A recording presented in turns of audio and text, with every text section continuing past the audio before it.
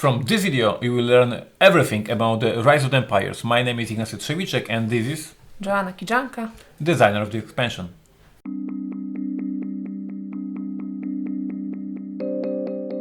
This is expansion for Imperial Settlers, so you will find a ton of cards into the box. Jana, the first type of the cards. we have provinces and there is a 55 in the box. These are provinces. 55 provinces in the box. Here, what we have here? Here are the inventions, 66 of them. 66 of them, and the last deck Those are quests and we have 42 of quests. altogether. 163 cards. A ton of new abilities, new ideas for your game of Imperial Settlers. On top of that, we have also a Imperial sheets, and yes. we have about 48 of them.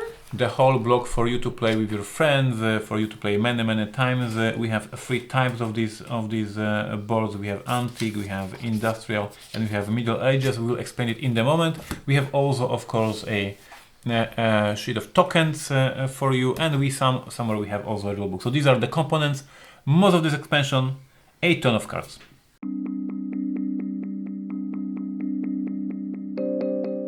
Rise of the Empires, at the very beginning it was a free variant for Imperial Settlers, published by me in 2014 for free for fans on Board Game Geek, and fans love that. They played a lot of this free variant, print play. They designed some additional provinces, additional cards, and for years they were asking us if we can do it as an official big one expansion, and here we are. I asked Joanna last year to take this print play idea and change the full-blown amazing product, and here we are many months later. It is ready. As we mentioned in the component section, we have three different decks of cards, so let's discuss the first deck, provinces. What are they? Okay, so those are the cards which will provide you some abilities, but also they will cost you some points at the end of the game. It's like a self-balancing mechanic that will let you play more games and feel that the pressure is still on your back. We start each of these cards that we have provinces starts in your table. So at the very beginning, in a setup phase, if you have any provinces, you will put them in play. So they will give a boost at the very beginning. First round, you already have some amazing abilities, but as Jana said, at the end of the game, there is a penalty, and you will have to pay 5 victory points per each. Now how we get these provinces? At the end of the game, you just draw one of them. And one important thing, when you play Rise of the Empires, you play only 4 rounds, because it starts much quicker than a usual game. So after this 4th round, you draw one province, and this province will stay with you for the whole campaign. It will be with you. So these provinces, how many of them, once again? 55 of them. 55 new provinces. You draw one after each game of Imperial Settlers, and it stays with you, and it starts the game in a setup phase in your table. Then the second deck we have is inventions. We have 3 eras in the game: antique, Middle Ages, and industrial. How they work?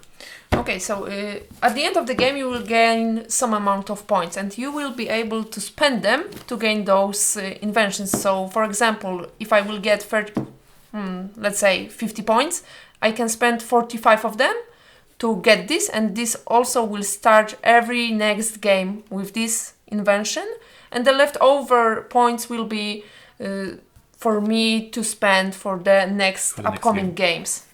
We have, as we said, 3 decks, the antique one, Middle Ages, and industrial. They differ a little bit, so when the whole story, the new epochs progress and follow, these abilities are a little bit different. Here in the antique one, there's more cards about the wood and apples. In the Middle Ages, the stone is more important, etc, etc. So we have these inventions. All of these cards, I think all of them, right, are feature cards, correct? Yeah, exactly. All of them are feature cards, and all of them start the game in your table again. So once again, your very first round when you play Rise of the Empires, after a few games, will be so much more powerful. You already have some provinces, you already have some inventions, and then you start playing and building locations. So how many of these cards again? 22 for each era, so it is 66. 66 new abilities, new feature cards in form of inventions that will start the game with you every time you play. And the last deck, quests. Yes, and we also have 3 types of quests. We have military and diplomacy, economic and administration, and cultural and science, which means we will have some kind of a race during the game, except making, of course, points for a game. We will also try to achieve those quests. So let's say this card says I have to raise 4 black cards during my game, and when I do, I will gain progress on those tracks. We will track them on the Empire sheet we have here, and they will firstly unlock some bonus which are on the tracks, but main point is that they will let us go to the next era when we cross out the last one here. So this quest match exactly one of these 3 tracks. We have 3 tracks and we have 3 types of the quest. Each time you fulfill the quest, you progress on this appropriate track, and when you finish the whole track, you finish this epoch and you go to the next epoch and then to the next epoch, and then the game ends. So as Jana said, on one hand you want to win victory points, you want to win the game, you are playing Imperial Settlers like always, but because the goal of the campaign is to finish all the 3 epochs, besides thinking about the victory points, you have to think about fulfilling these quests and getting this progress on these tracks. And this quest makes you play a little bit different. They challenge you with some interesting goals to achieve, to have that much resources on your supply, to build particular color of the cards, to have that many cards in your hand, etc, etc. So they change the way you play, and they take you a little bit out of your comfort zone when you're playing your faction, because they force you to do something else, but you want to do it to have this progress on the tracks. So this is how many of these we have in the game? 42. 42 new goals for your game of Imperial Settlers. If you fulfill the goal, if you fulfill the quest, you move 3 spaces on the track, and the card is flipped, and all other players at the table still can fulfill it, still can progress, but then they will progress only 1 point. So this there is a huge difference between being the first player. You definitely want to be there as a first. That's why Jana said there is a race for that. And then we have this amazing your Empire board, and as Jana said, we have special bonuses. So when you are moving on these tracks, you're unlocking special abilities. Some of them help you at the very beginning of the game. And these are these green ones. Yeah. The green ones. We have some of the abilities that are unlocked during the game. These are the yellow ones abilities. Those will provide us those tokens we showed you earlier. And we have red bonuses that will unlock some special abilities at the end of the game of Imperial Settlers. So ton of fun here. We have new provinces, we have new inventions, brand new concept. We have these goals that change game a little bit. We have this race to finish the epochs and to move on to the new ones. A ton of new content in this game. Here it is, Rise of the Empire.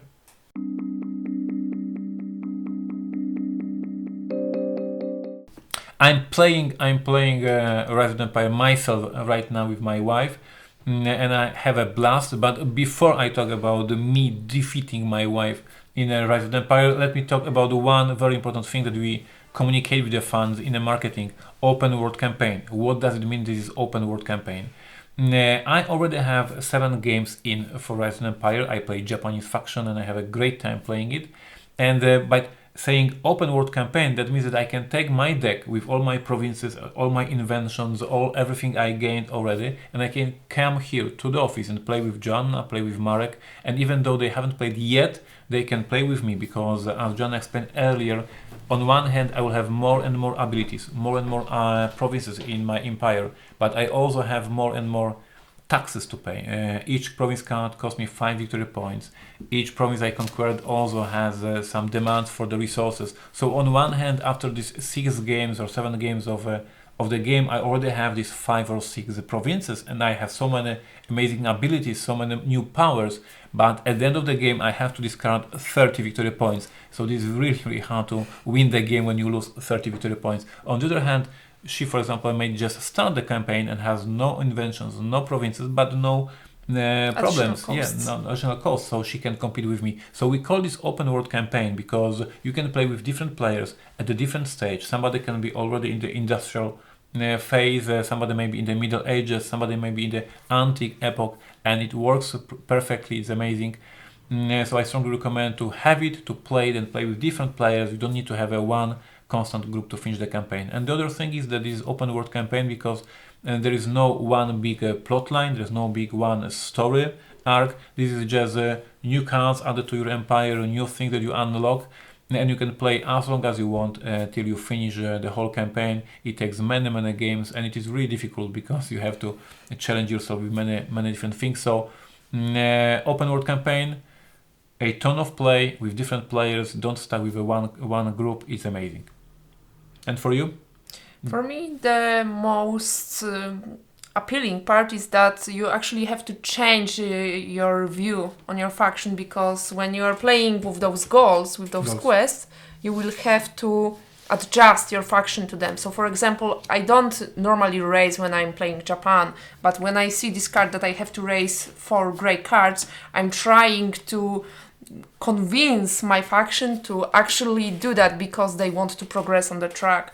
So it's like new ways of playing the old cards, which actually is manageable, but really hard to pull off. So you have even more satisfaction when you will, for example, as a barbarians, have more deals than Japanese people and gain those special bonuses on the track. The last game I played with my wife is this card. It said quest, have 8 pink or golden buildings in your empire. For a Japanese faction that I play, I have some pink cards, but for the golden ones, this is a problem. So I was drafting like crazy all the golden cards in the common deck, and I finished the game with having 7 golden cards in my empire. It was the first game of Japanese faction ever that had so many golden cards in my empire. So this quest makes you play different than you would play normally, and is amazing replayability for the game added. This is Rise of the Empire in a few short words from me and from Kijanka, designer of the expansion. We strongly recommend to check it out. What this expansion did for me, it put Imperial Settlers back on the table. It made me play this game again and love it again. And as I mentioned, I already have 7 games in a row of Rise of the Empire, and I enjoyed a lot. And my little faction, my Japanese faction, already finished the antique era, and I am in the Middle Ages. I don't want to brag, but my wife Mary is not in the Middle Ages yet, so a lot of fun. I strongly recommend check it out. Rise of the Empires, it puts your game, your box of Imperial Settlers back on the table. Thank you. That was Ignacy Trzewiczek and Jana Kijanka. Take care. Thank you. And if you have any questions, if you have any doubts, put them in the comments and we'll answer them, of course, for you. So if you have any questions, leave the comment and we'll help you. Thank you. Thank you.